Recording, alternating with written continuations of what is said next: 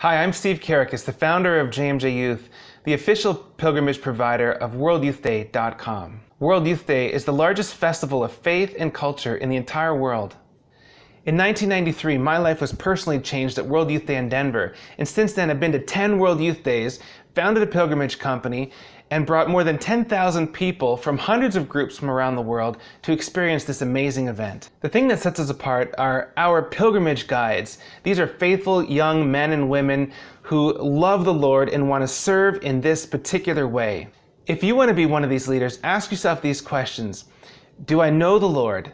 Do I love the Lord? And do I want to serve the Lord and His people in this way during this experience?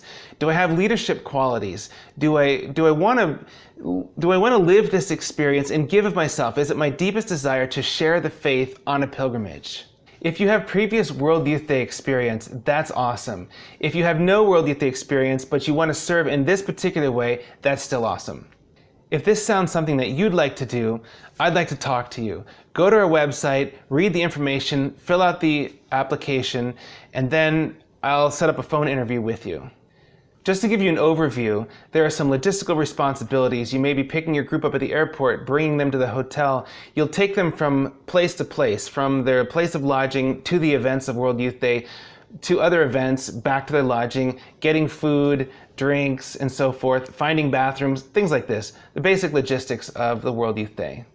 In addition to the logistics, on the spiritual side, you'll be asked to give some talks, to get to know your pilgrims, to truly love them for who they are, to memorize their names, to help them, sometimes to counsel them, to give a few talks on how to open their hearts to the grace of God so they can have the most meaningful and in-depth experience that World Youth Day can offer.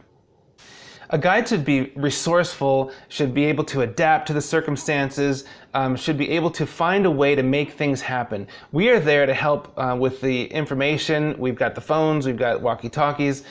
We're there as backup. But if you're in a circumstance where the food lines are long, they run out of water, the bathrooms are not there, they've disappeared, find a way, find a solution, figure things out, do this with joy, always with a smile. These are some of the characteristics we're looking for in our leaders.